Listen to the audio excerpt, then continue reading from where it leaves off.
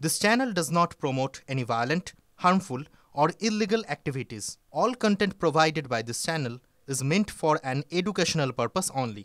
Top quality और consistent performance के लिए सिर्फ सिल्वर पंप्स नाम याद रखना। বড় খবর, ওয়াকফ সংশোধনী আইন নিয়ে রাজ্য জুড়ে অসন্তোষের ঢেউ।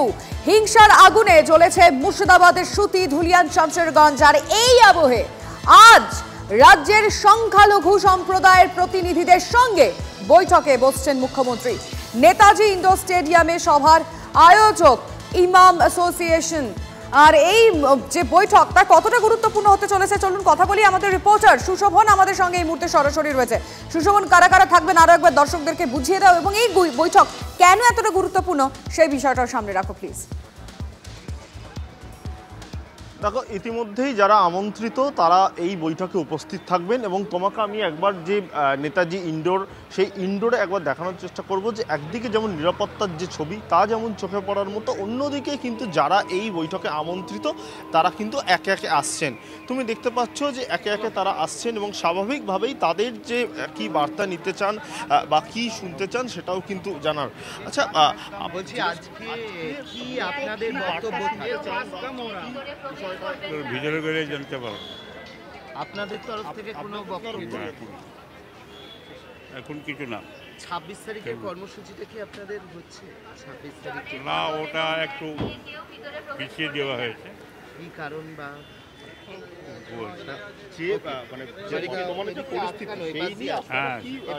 মুখ্যমন্ত্রীর কাছ থেকে কি শুনতে চান?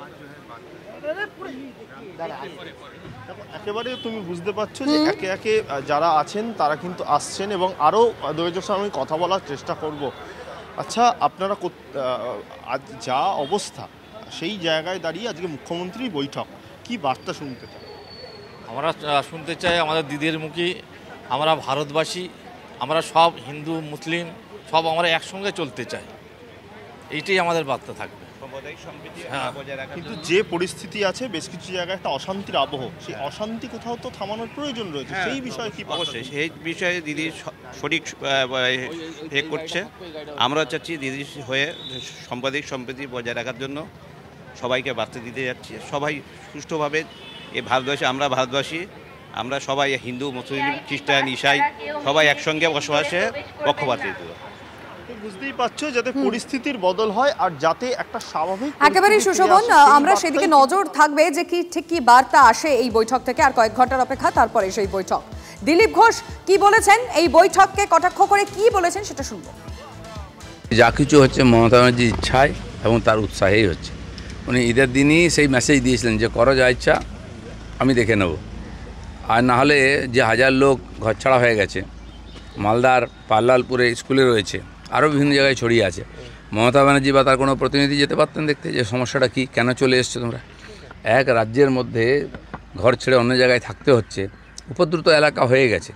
আর যারা করেছে তাদের হয়তো শাবাশি দেওয়ার জন্য, ধন্যবাদ দেওয়ার জন্য ডেকেছেন, আর সেই জন্য তাদেরকে হয়তো আবার এখানে শরবত খাওয়ানো হবে, আর বলছি ঠিক আছে চালিয়ে যাও। আর এটা সিদ্দিকুল্লাহ ঘোষণা করেছেন যে ওরা চালিয়ে যাবেন এখন 40 দিন ধরে। তা আমি জানি না, মমতা ব্যানার্জির যদি এটাই ইচ্ছা হয় তো তাহলে পশ্চিমবাংলার হিন্দুদেরকে ভাবতে হবে যে তারা কিভাবে বাঁচবে, সরকারের উপর ভরসা করবে না নিজের উপর ভরসা করবে। কিন্তু আজ আমাদের নজর কিন্তু সুপ্রিম কোর্টের দিকেও থাকবে, তার কারণ আজকে সুপ্রিম কোর্টে সংশোধিত ওয়াকফ আইন সংক্রান্ত 72টি আবেদনের শুনানি রয়েছে। প্রধান বিচারপতির নেতৃত্বে 3 বিচারপতির বেঞ্চ মামলাগুলি শুনবে। প্রধান বিচারপতি সঞ্জীব খান্নার বেঞ্চে থাকবেন বিচারপতি সঞ্জয় কুমার, বিচারপতি কেভি বিশ্বনাথন। কখন শুনানি শুরু হবে এবং কোন কোন বিষয়গুলি উঠে আসতে পারে সবটাই আমরা জানবো। সরাসরি নয়াদিল্লি থেকে জ্যোতির্ময় কর্মকার আমাদের সঙ্গে রয়েছেন। জ্যোতির্ময়, অবশ্যই আমাদের সুপ্রিম কোর্টের দিকে নজর রয়েছে, কি হতে পারে না হতে পারে যদি কিছুটা আভাস অন্তত দর্শকদের দেওয়া যায়। দেখো, যে ওয়াকফ বিল পাশ করা হয়েছে, যেভাবে ওয়াকফ বিল পাশ করা হয়েছে, সেই সংসদীয় পদ্ধতি এবং এই বিলের বা এই আইনের কনস্টিটিউশনালিটি অর্থাৎ সাংবিধানিকভাবে কতটা বৈধ এই বিল, সেই বিষয়গুলিকেই কিন্তু চ্যালেঞ্জ করা হয়েছে সুপ্রিম কোর্টে। আজ 51 নম্বরে তালিকাভুক্ত রয়েছে প্রধান বিচারপতির এজলাসে এই মামলা। এবং যেদিকে আমাদের নজর থাকছে তা হচ্ছে সকাল 11টার সময় যারা মামলাকারী এবং যারা আইনজীবী প্রত্যেককে সকাল 11টার সময় কোর্টরুমে কোর্ট মাস্টারের সামনে উপস্থিত থাকতে বলা হয়েছে।